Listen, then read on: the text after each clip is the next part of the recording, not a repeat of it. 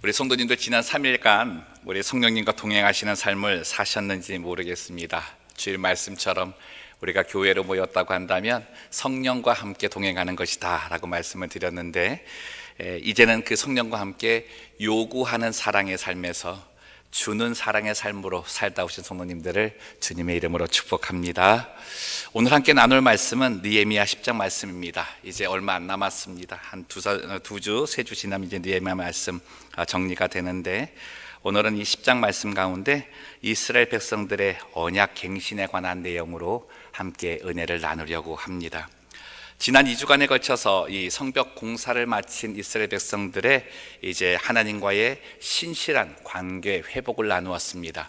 그 첫 번째 회복이 예배의 회복이었고, 예배의 회복이라는 건 하나님께서 하시는 그 말씀이 내게 들려질 때, 정말 내가 하나님께 온전히 예배 드리는 것이구나 라고 깨닫게 된다고 말씀을 드렸고, 두 번째는 성회, 예배로 모이는 날을 내가 철저하게 하나님께 드리는 날로 정해진다, 마음에 결단할 때 내 신앙이 회복되었다라고 말씀을 드렸습니다. 그래서 지금으로 말하면 주일 성수겠죠. 오늘도 이제 그 말씀이 나올 건데, 주일은 주님이 주인 되시는 날이고 주님을 위한 날이고 주님을 예배하는 날이다. 그래서 그 마음과 결단이 세워지는 그 순간 내 신앙의 회복이 일어난다라고 말씀을 드렸습니다. 마지막으로 나눈 것이 회개였습니다. 하나님의 말씀을 들었을 때 회개가 나타나는 것. 근데 그 회개가 누구부터 시작된다? 나로부터 시작된다. 다른 사람의 죄를 보며 저 사람 회개해야 된다가 아니라 나로부터 시작된다.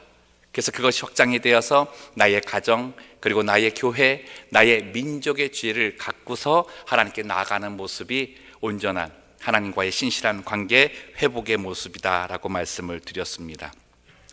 이런 과정의 회복을 얻은 이스라엘 백성들이 이제는 정말 난 믿음 안에서 제대로 살겠습니다 라고 말만 할 수 있는 게 아니잖아요. 그래서 글로 다 적기 시작을 하고 그것을 모인 모든 사람들 앞에서 결단하는 그런 시간을 오늘 갖고 있습니다. 9장 38절 말씀 보시면 제가 읽어드릴게요. 우리가 이 모든 일로 말미암아 이제 견고한 언약을 세워 기록하고 우리의 방백들과 레위 사람들과 제사장들이 다 임봉하나이다 하였느니라 라고 말씀을 하고 있습니다. 그러니까 이제 이스라엘 백성들이 지금 어떻게 해요?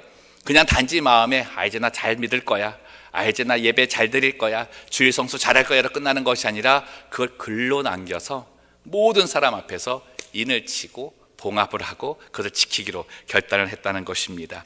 그 내용을 저희들이 이제 말씀을 보면서 살필 것인데, 오늘 본문 말씀 함께 읽어보도록 하겠습니다. 느헤미야 10장 28절부터 마지막 절까지 말씀입니다. 한 절씩 교독하도록 합시다. 그 남은 백성과 제사장들과 레위 사람들과 문지기들과 노래하는 자들과 느디님 사람들과 및 이방 사람과 절교하고 하나님의 율법을 준행하는 모든 자와 그들의 아내와 그들의 자녀들 곧 지식과 총명이 있는 자들은 다 그들의 형제 귀족들을 따라 저주로 맹세하기를 우리가 하나님의 종 모세를 통하여 주신 하나님의 율법을 따라 우리 주 여호와의 모든 계명과 규례와 율례를 지켜 행하여 우리의 딸들을 이 땅 백성에게 주지 아니하고 우리의 아들들을 위하여 그들의 딸들을 데려오지 아니하며 혹시 이 땅 백성이 안식일에 물품이나 온갖 곡물을 가져다가 팔려고 할지라도 우리가 안식일이나 성일에는 그들에게서 사지 않겠고 일곱째 해마다 땅을 쉬게 하고 모든 빚을 탕감하리라 하였고, 우리가 또 스스로 규례를 정하기를 해마다 각기 세겔의 3분의 1을 수납하여 하나님의 전을 위하여 쓰게 하되 곧 진설병과 항상 드리는 소제와 항상 드리는 번제와 안식일과 초하루와 정한 절기에 쓸 것과 성물과 이스라엘을 위하는 속죄제와 우리 하나님의 전의 모든 일을 위하여 쓰게 하였고, 또 우리 제사장들과 레위 사람들과 백성들이 제비 뽑아 각기 종족대로 해마다 정한 시기에 나무를 우리 하나님의 전에 바쳐 율법에 기록한 대로 우리 하나님 여호와의 제단에 사르게 하였고, 해마다 우리 토지 소산의 만물과 각종 과목의 첫 열매를 여호와의 전에 드리기로 하였고, 또 우리의 맏아들들과 가축의 처음 난 것과 소와 양의 처음 난 것을 율법에 기록된 대로 우리 하나님의 전으로 가져다가 우리 하나님의 전에서 섬기는 제사장들에게 주고, 또 처음 익은 밀의 가루와 거제물과 각종 과목의 열매와 새 포도주와 기름을 제사장들에게로 가져다가 우리 하나님의 전에 여러 방에 두고 또 우리 산물의 11조를 레위 사람들에게 주리라 하였나니 이 레위 사람들은 우리의 모든 성읍에서 산물의 11조를 받는 자임이며 레위 사람들이 11조를 받을 때에는 아론의 자손 제사장 한 사람이 함께 있을 것이요 레위 사람들은 그 11조의 10분의 1을 가져다가 우리 하나님의 전 곳간의 여러 방에 두되 곧 이스라엘 자손과 레위 자손이 거제로 드린 곡식과 새 포도주와 기름을 가져다가 성소에 그릇들을 두는 골방 곧 섬기는 제사장들과 문지기들과 노래하는 자들이 있는 골방에 둘 것이라. 그리하여 우리가 우리 하나님의 전을 버려두지 아니하리라. 아멘. 이스라엘 백성들이 오늘 그 인을 봉하는 이 언약의 말씀은 새로운 언약이 아닙니다. 이전에 구약에 하나님께서 이스라엘 백성들과 맺으신 613개의 율법 안에 있는 그 계명을 다시 기억해서 내가 이 언약을 다시금 갱신하며 잘 지키겠다라고 하는 그런 결단의 모습입니다. 우리가 언약이라고 얘기할 때 이 땅에서는 두 가지 형태의 언약의 모습이 있습니다.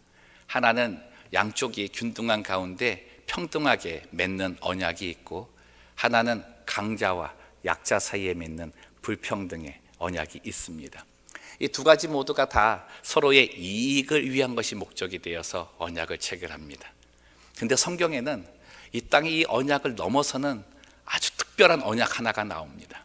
그건 강자가 약자를 위한 내용만을 가지고서, 강자의 호된 것만을 가지고서 호조권만을 주면서 맺는 언약입니다. 쌍방 사이에 맺어지는 언약인데 이것이 이 강자에게는 아무런 유익이 없는 그런 언약을 맺으시는 거죠.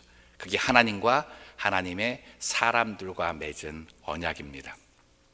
하나님께서는 아담과 언약을 맺으실 때도 그랬고, 노아와 언약을 맺으실 때도 그랬습니다. 아브라함과의 언약에서도 그러셨고, 우리가 아는 다윗과의 언약에서도 그러셨습니다. 요즘 저희들이 열왕기상 말씀 보는 솔로몬과의 언약에서도 그러셨고, 또 지금 이 시대에 예수님을 통해서 우리에게 주신 새 언약 안에서도 보여주셨습니다. 거기서 우리에게 보여주신 것은 하나님께서 약자인 우리들을 백성으로 삼으시면서 모든 좋은 것을 주시겠다라고 말씀하시는 약속의 언약인 거죠. 그렇기 때문에 우리들은 하나님께서 이루시는 언약 공동체로 살게 되는 것입니다.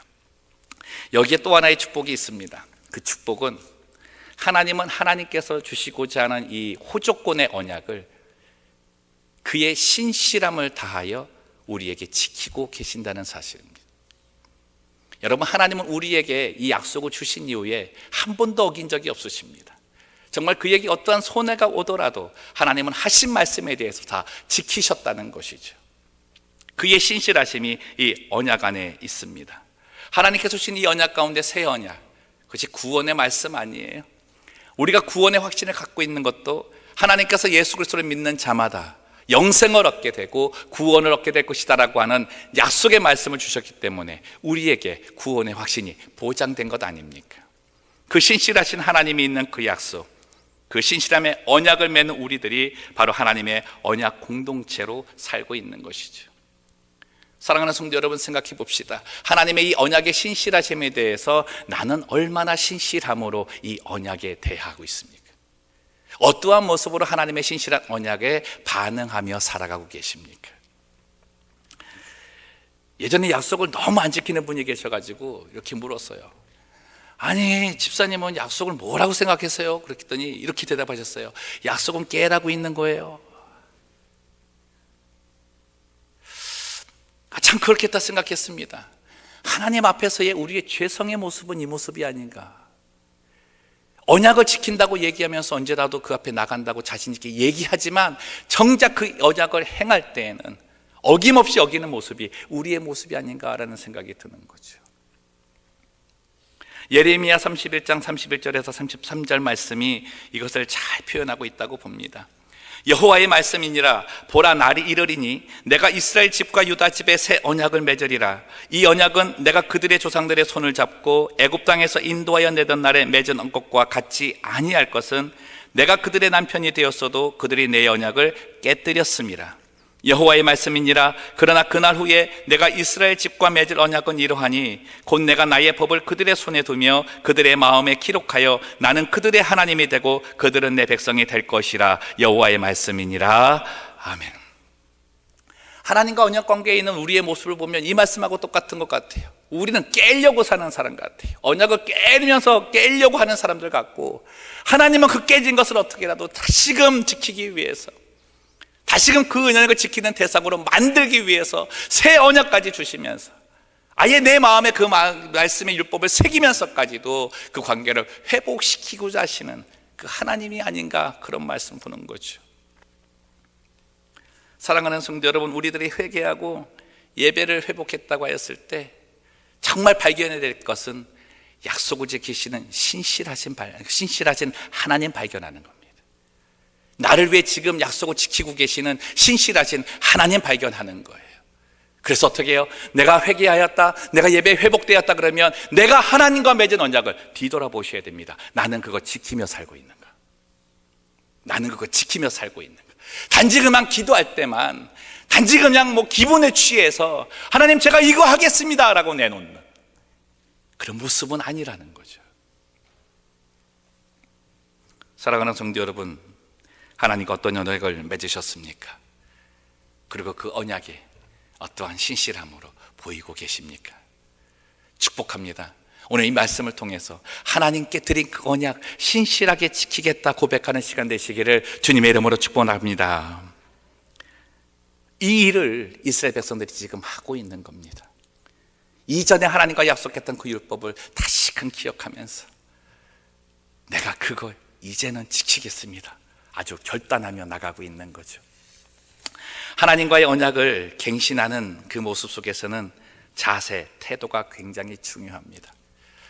이 이스라엘 백성들이 하나님의 은혜를 입고 나서 하나님의 이 언약을 지키는데 그 자세가 단호합니다. 얼마나 단호한지 말씀 보며 확인하겠습니다. 본문 29절 말씀을 다 같이 읽겠습니다. 시작.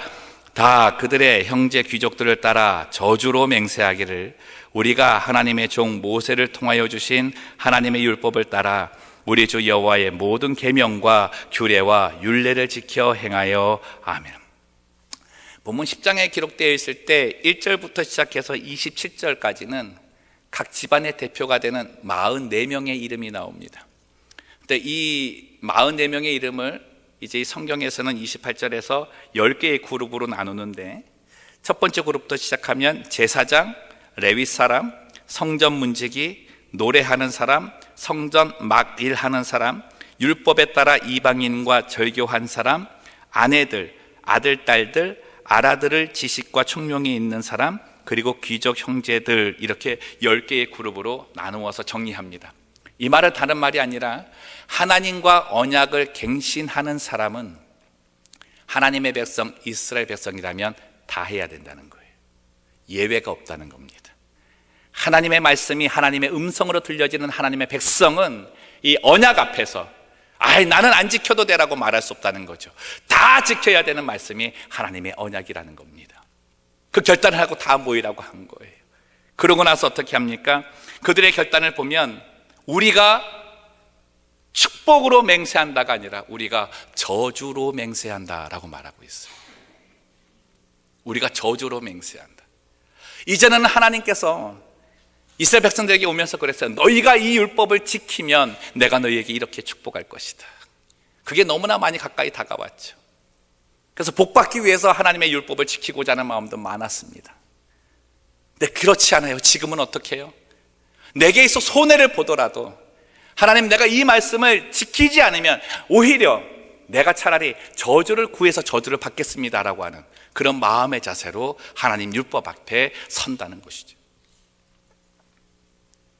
사랑하는 성도 여러분, 우리가 이제 누구와의 약속을 할 때 이런 말 하지 않습니까? 내가 약속을 어기면 내 손에 장을 지져라요.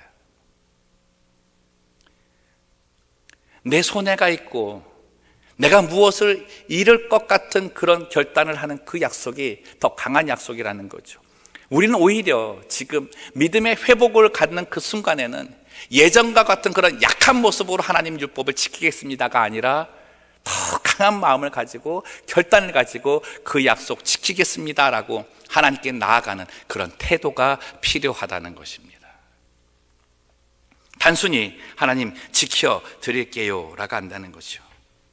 만약 내가 이 약속을 지키지 못해서 저주가 내리는 것이 있다면, 내가 그 저주를 받게 된다면 이건 하나님이 작정해서 주시는 것이 아닙니다. 내가 받아야 될 것을 받는 것입니다 라고 하는, 이제 이 땅에서 받는 모든 저주와 모든 어려움들을 하나님께 돌리지 아니하고 나 스스로 받겠다고 하는 책임의식을 갖게 되는 모습과도 같습니다. 사랑하는 성도 여러분, 이 말이 무엇입니까? 오늘 이 시간에 우리에게 주시는 말씀, 하나님의 언약의 말씀 꼭 지키겠습니다, 그 고백과 같은 거죠. 우리 한번 해보겠습니다. 하나님 약속 꼭 지키겠습니다.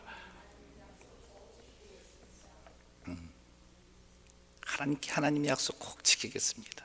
그 말하고 있는 거예요. 자, 그럼 무엇을 지켜야 할까?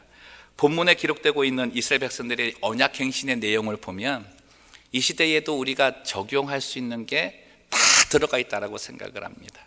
그래서 한번 하나씩 살펴보면 좋을 것 같은데요. 30절 말씀입니다. 함께 읽습니다. 우리의 딸들을 이 땅 백성에게 주지 아니하고 우리의 아들들을 위하여 그들의 딸들을 데려오지 아니하며. 아멘. 통혼을 금지하겠다는 겁니다. 통혼이 뭐냐면, 당시에 이제 그 예루살렘에 귀향한 사람들은 돈이 없었잖아요. 가난했다고요. 근데 이 예루살렘 지역에 예루살렘 그 백성들이 포로로 잡혀가고 나니까 이방인들이 와서 살기 시작했고, 뭐 그 한때 살다 보니까 이제 재산을 좀 가진 이방인들도 많잖아요. 그러다 보니까 예루살렘에 있는 그 유대인들과 이방인들이 함께 결혼해서 사는 것이 그냥 자연스러워게 된 거예요. 근데 그것이 단순히 그 경제 생활을 유지하기 위한 그 결혼으로 끝나는 것이 아니라 이 자폰 때문에 일어나는 종교 생활에 큰 변화가 나타났다는 거죠. 이 자폰이라고 하는 거는요, 그 이방인들이 살고 있는 그 사고방식 가운데에 가장 중요한 것, 이 종교 생활에 대해서 타협하는 모습이 있는 겁니다. 그러니까 자폰과 함께 들어오는 것은 세속적인 가치도 들어오고 그들의 문화도 들어오고, 더 큰 것은 그들이 섬기는 우상이 저들 삶에 자연스럽게 정착하게 되는 그런 모습이 보인다는 거죠. 요즘 우리 열왕기상 보면서 솔로몬이 이제 타락을 이제 보고 계시지 않습니까? 그가 뭐부터 시작을 해서 그래요? 처음에 물질 때문에 그래요. 그의 눈에 금이 보이기 시작을 했어요. 근데 그 금이 보이면서 어떻게 해요? 이 재산을 지켜야 되니까 주변 나라와 화친 계약을 맺어야 되잖아요. 그러면서 어떻게 외국 나라의 그 공주를 왕비로 데려오는 그 일을 하게 되는 거죠. 그러다가 어떻게 해요? 주변 나라가 이제 애굽이 아니라 뭐 암몬도 있고 모압도 있고 다 데려오기 시작을 했어요. 성경은 그 가운데 놓치지 않는 말이 하나가 있죠. 애굽 사람 공주, 암몬 사람의 공주, 모압 나라의 여인을 데려왔을 때 그들과 결혼하였다로 끝나지 아니하고 그들이 섬기는 우상을 위해서 산당을 지었다라고 기록하고 있습니다. 그 모습을 통해 하나님 뭐라 그래요? 솔로몬은 내게서 마음이 떠났다라고 하는 거죠. 이스라엘 백성들에게 있어서 예배를 잃어버린 것은 자폰 때문이었습니다. 이 시대에 있어서 자폰이 무엇일까? 세속주의와 타협하며 사는 겁니다. 물질 만능주의와 타협하며 사는 겁니다. 외모 지상주의와 타협하며 사는 겁니다. 첫째가 되고자 하는 그런 것에 노예가 되는, 무엇보다도 돈의 노예가 되는 것에 저희들이 무릎을 꿇고 사는 겁니다. 사도 바울은 우리에게 경고하지 않습니까? 우리를 유혹하는 모습은 다 육신의 정욕과 안목의 정욕과 이 세상의 자랑이다. 세속주의에서 자랑하는 것이 무엇입니까? 눈에 보이는 거잖아요. 눈에 보이는 거. 그러나 믿음을 가진 사람들이 바라봐야 될 것은 보이지 아니하시는 하나님을 봐야 된다는 거죠. 근데 우리가 세속주의와 통혼하면 그 자폰 때문에 보이지 아니하시는 하나님을 영영 못 보게 된다는 겁니다. 그래서 떠나게 된다는 것이죠. 여러분, 이것을 철저히 끊으라고 말합니다. 우리는 통혼을 하지 않겠다. 아예 끊어버리겠다. 어떻게 끊어요? 예수 그리스도의 십자가 위에 나를 죽이는 것, 그 십자가 위에 나의 정력을 죽일 때 나는 이 통혼을 끊을 수 있는 것입니다. 사랑하는 성도 여러분, 예수님의 십자가 위에 나를 죽이시는 그 모습 주님 앞에 내어드리며 가시기를 바랍니다. 그래서 그 위에서 나는 죽고 예수로 다시 사는 거예요. 언약을 갱신할 때 손해를 본다 그러잖아요. 어떠한 조저가 와도 괜찮다고 그러잖아요. 내가 무엇을 드려도 괜찮다 그러잖아요. 근데 그 드림에 있어 오늘 말씀에서 가장 중요하게 여기는 게 뭔지 아세요? 돈이에요. 돈. 이 느헤미야가 하나님께 너희가 언약을 갱신할 때 하나님께 정말 헌신하기를 원하느냐라고 얘기할 때 너희가 정말 포기해야 될 것은 이 돈에 대한 욕심이라는 겁니다.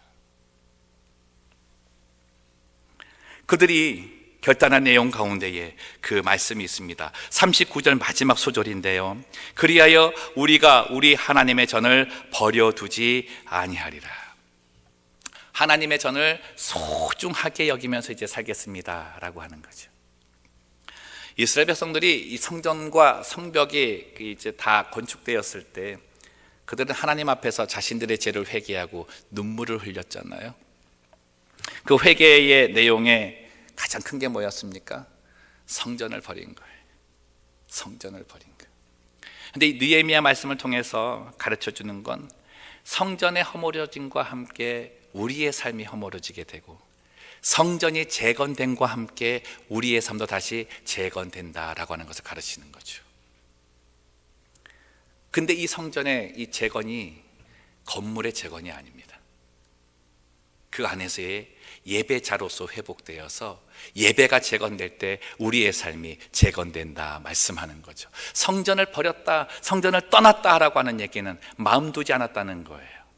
그냥 건물로서만 쓰이고 마음 없이 와서 예배 드리고 예배자의 자리를 떠났다라고 하는 겁니다. 그러면 성전을 버리는 자리에 서게 됐다는 거죠.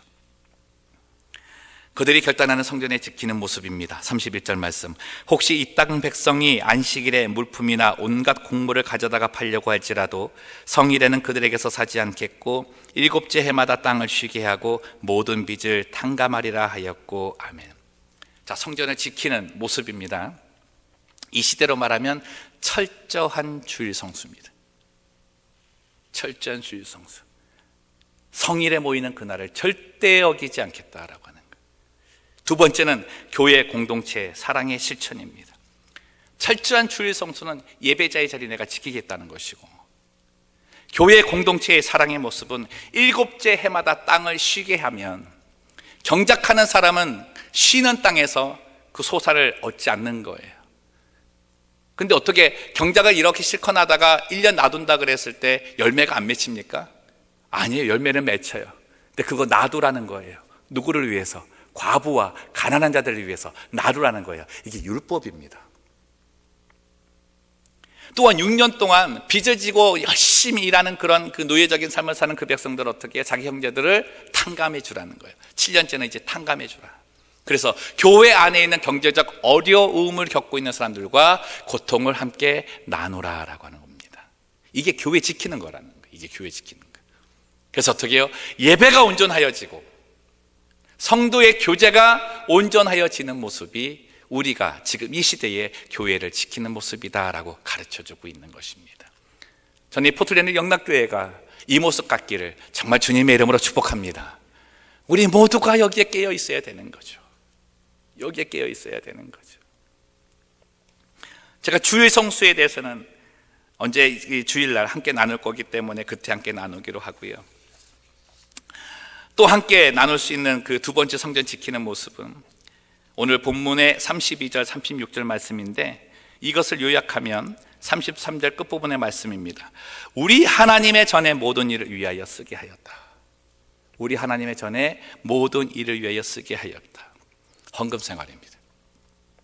아까도 말씀드렸지만 느헤미야는 이 믿음의 회복과 함께 물질에 대한 우리의 생각을 완전히 고치고 있는 거예요. 성전 지키는 일을 연결시키면서 육체적인 헌신도 있지만 더 중요한 건 물질적인 헌신이라는 거죠. 하나님께서 율법을 주실 때 물질에 관한 부분을 아주 명시하시고 정확하고 그리고 명령으로 하셨다는 그 내용을 느헤미야는 강조하고 있는 겁니다.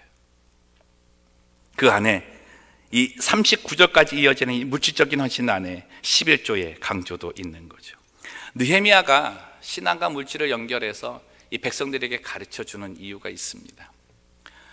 이스라엘 백성들이 이제 바벨론에게 멸망당하기 이전에 그들이 하나님께 책망받은 일이 있었는데, 그게 뭐냐면 자기 집의 곳간에는 양식이 가득하고 물질이 가득하게 만들었어요. 그런데 하나님의 전의 곳간을 비워버렸습니다. 말라기서에 보면 어느 정도냐면 온전한 11조는 없고 하나님께 드린다 하면서 버릴 것, 썩을 것, 그걸 가져오기 시작을 하는 거예요. 말은 그러는 거죠. 야, 하나님이 뭐 거지니? 뭐 이런 거 좋은 거 드시겠어? 좋은 건 우리가 먹게 하실 거예요. 뭐 이런 말을 하면서 가지고 오는 거죠. 곳간이 다 비어졌어요.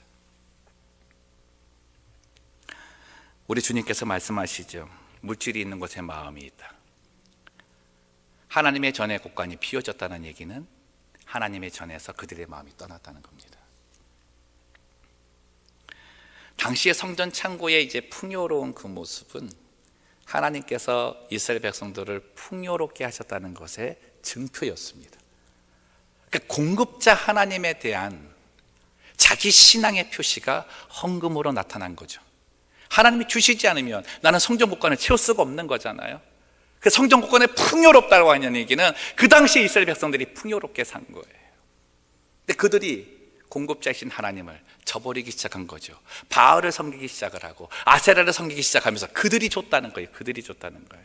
너무 놀라운 게 뭔지 아십니까? 하나님의 성전의 곳간은 비어가는데 이방 우상의 성전의 곳간은 채워지기 시작을 했다는 거죠. 없어서 넘쳐났다. 자리가 없대요. 너무나 넘쳐나서 둘 자리가 없을 정도로.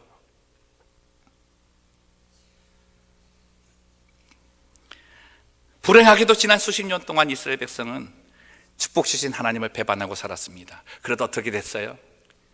하나님께서 말씀하시는 이 풍요로움의 진리대로 삶이 바뀐 거죠. 성전의 곳간이 비면 너희도 비게 될 것이다. 다 잃어버렸습니다. 성전조차도, 성전 안에 있는 작은 물체 하나까지도, 잔 하나까지도 없이 다 잃어버리게 된 거죠. 백성들이 이것을 깨달았습니다. 야, 그렇구나. 우리가 성전을 버려둔 것은 내가 지금 하나님보다 물질을 더 섬기는 그 가운데 있었기 때문이구나. 내가 성전을 채우는 것에 너무 등한시하였구나. 너무 등한시하며 살았구나. 이 마음 갖고 있는 거죠. 여러분 오늘 말씀 보세요. 느헤미야는 이 백성들에게 자 이제 헌금 가져와, 자 율법대로 이만큼 내 라고 말하고 있지 않습니다. 오늘 지금 모든 사람들이 다 모여서 우리가 이 율법을 다시 갱신하면서 이 언약을 다시 지키겠습니다라고 결단하면서 말하고 있는 건 백성들 스스로였다는 거죠. 신앙의 회복이 있는 자가 어떻게 해요? 하나님께 내어드림이 하나님께서 받으실 만한 헌신의 예물로 바뀐다는 것이죠. 여러분 기억하세요. 헌금 생활은요 교회에 적선하는 게 아니에요. 고린도후서 8장에 보면 사도 바울이 고린도 교회에다가 얘기를 해요.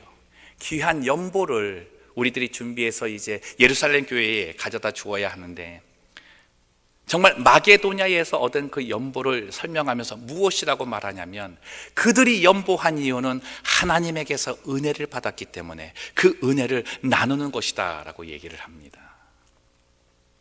교회에서 내게 뭐를 잘 대해줬기 때문에, 교회에서 어떤 일을 잘하고 있기 때문에 헌금하는 것이 아니라, 그것은 두 번째고 첫 번째로 내가 가져야 될 마음은 하나님께서 내게 은혜를 주셨기 때문에 내가 이 은혜를 내가 이 물질로 나누는 것이다 라고 하며 하나님께 내어드리는 자리, 그 자리가 진정 하나님이 원하시는 offering, 헌금이 된다는 것이죠. 하나님의 은혜에 대한 감사의 표시입니다. 그리고 백성들에게 이것을 말씀하시면서 이것은 반드시 해야 한다라고 말씀하시죠. 왜 그러실까요? 헌금 생활하는 가운데 하나님을 하나님 되게 하는 것이 있기 때문이죠. 그 가운데 가장 큰 것이 뭐예요? 11조라는 겁니다. 느헤미야는 이 11조를 언급하면서 정말 철저한 11조 생활을 아주 강조하고 있죠. 본문 38장 말씀 보시면 레위 사람들이 11조를 받을 때에는 아론의 자손 제사장 한 사람이 함께 있을 것이요, 레위 사람들은 그 11조의 10분의 1을 가져다가 우리 하나님의 전 곳간에 여러 방에 두되. 아멘. 어느 정도였냐면, 요즘 아마 이렇게 하면 다 시험 들어서 교회 안 나올 것 같아요. 교회에 우리 부목사님들, 전도사님들을 각 집마다 돌려가지고 11조를 받아오게 한 거예요. 여기 계신 분들은 시험은 안 들겠죠, 그죠? 다 내실 것 같아요. 그렇지 않습니까, 권사님? 기꺼이 내기 시작을 한 거예요. 당시에 느헤미야가 왔을 때 예배가 없었다 그랬잖아요. 그 없는 이유가 뭐예요? 레위인이 없었어요. 제사장이 없었어요. 왜요? 먹고 살 게 없어가지고 레위인과 제사장도 예배 시간에 밭갈러 갔어요. 밭갈러. 느헤미야가 그 당시 너무너무나 화가 나가지고 민장들 다 불러서 너희들 11조 내라. 왜 하나님의 율법을 어기면서 너희 배만 채우느냐. 그때부터 레위인들이 물질의 어려움이 없이 하나님을 섬기고 백성들을 양식을 먹이기에 열심히 낸 거죠. 여러분이 11조는 하나님의 명령입니다. 명령. 하나님을 경배하는 신앙의 표시예요. 이건 어기면 안 되는 거예요. 그래서 예수님도 당시에 11조에 대해서 강조하신 거예요. 여러분, 말라기서에서 이 온전한 11조에 대해서 강조하는데 한번 보세요. 말라기서 3장 7절에서 10절 말씀인데 하나님께서 얼마나 안타까운 가운데에 우리에게 말씀하시는지 함께 읽겠습니다. 시작.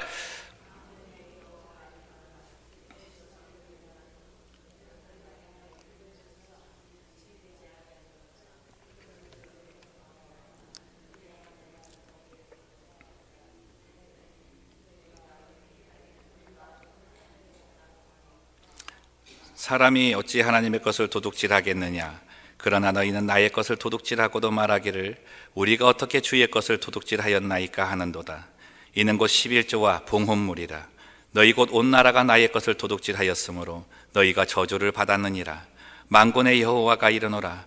너희의 온전한 11조를 창고에 들여 나의 집에 양식이 있게 하고 그것으로 나를 시험하여 내가 하늘의 문을 열고 너희에게 복을 쌓을 곳이 없도록 붙지 아니하나 보라. 아멘.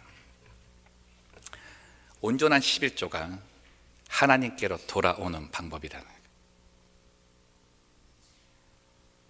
제가 아마존에 그 정글 사이에서 참 하나님 말씀을 전하는 우리 그곳에서의 전도사님들이죠. 아마존 신학생들과 함께 이제 작년에 이제 2년차 됐는데 일주일간 금식 수련회를 갔습니다.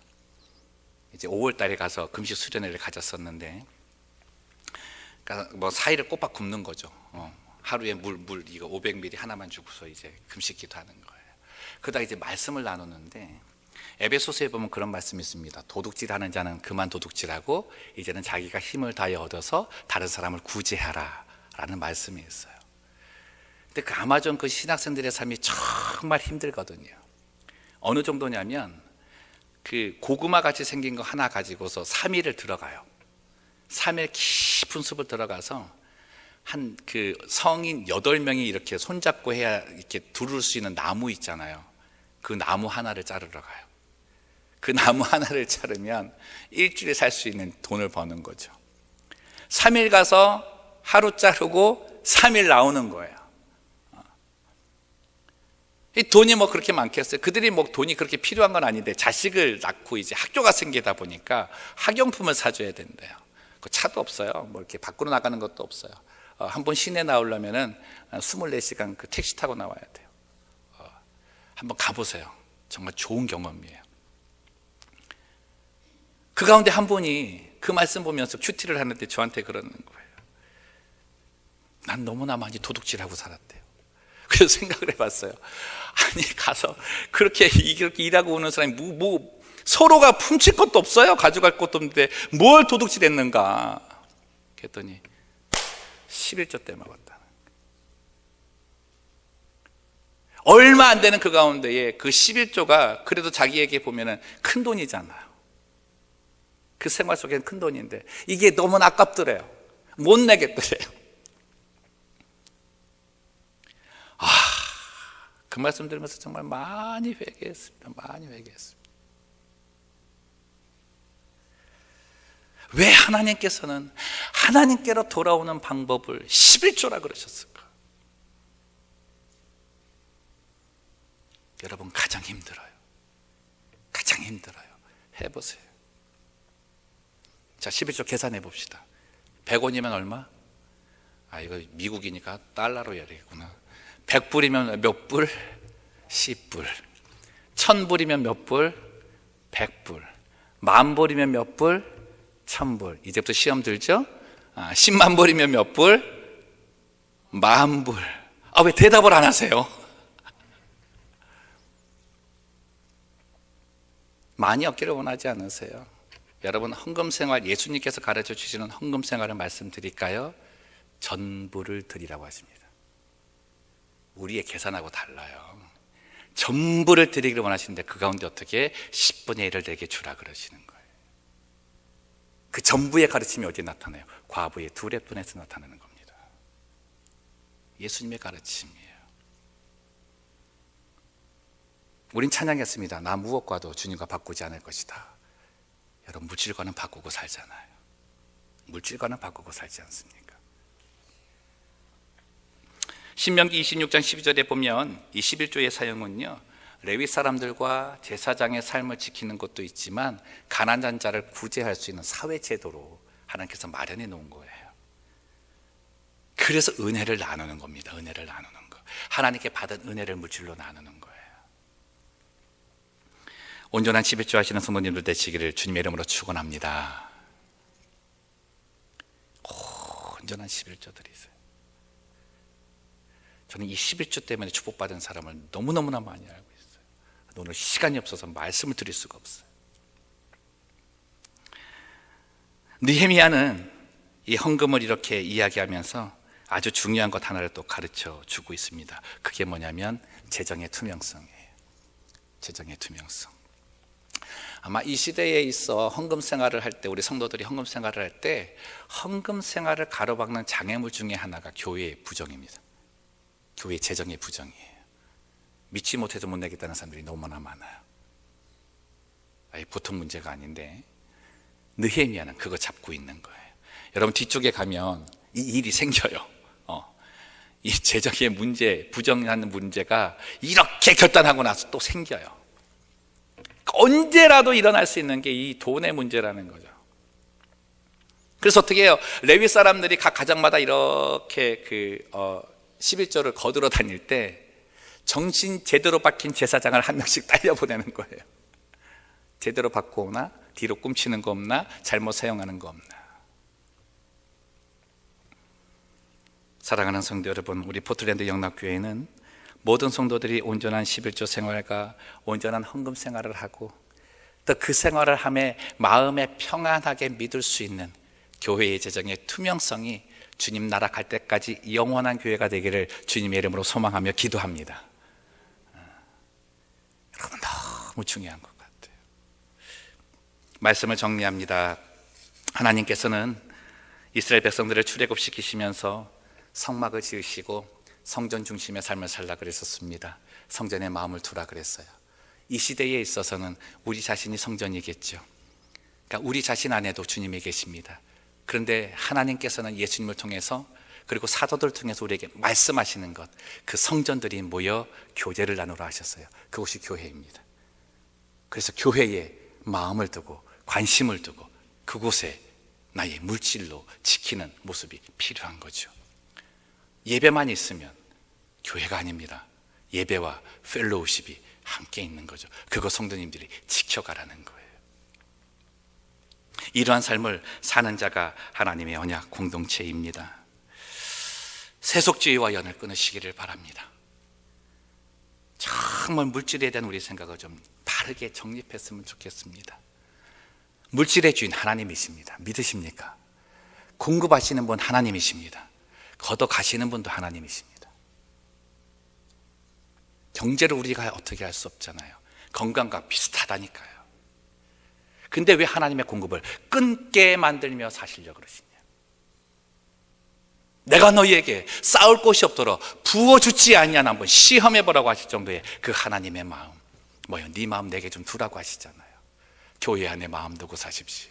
하나님의 곳간에 그 창고에 체험을 통해 나의 삶의 풍요로움을 이야기하며 사는 사람이 되십시오. 그가 하나님의 축복받은 사람입니다. 주일 성수하시기 바랍니다. 철저한 예배자의 자리 지키셔서 정말 주일은 하나님께 드리는 날이에요. 어느 자리에 가서 내가 교회 나가지 못할 그런 상황이 있다면 그 자리 그 시간에 하나님께 드리는 날로 올려드리세요. 중요해요. 성도들의 어려움을 돌아보시고 물질을 공급하신 하나님의 은혜를 나누시기를 바랍니다. 우리 포틀랜드 영락교회 성도님들, 정말 우리 교회가 하나님께 주시는 그런 축복, 물질을 사용할 때 하나님 앞에 부끄럽지 않게 사용할 수 있도록 기도해 주시기를 바랍니다. 쓰는 걸 잘 써야 되는 것 같아요. 쓰는 걸 잘 써야 되는 것 같아요. 교회에 낭비가 없이, 허튼 것 없이, 욕심이 없이 쓰는 것을 잘 써야 되는 것 같아요. 이거 위해서 정말 하늘의 지혜가 필요하다 생각을 합니다. 오늘 이 말씀 우리 전체에게 도전이 되었으면 좋겠습니다. 그 말씀 가지시고 함께 기도하는 시간 갖도록 하겠습니다.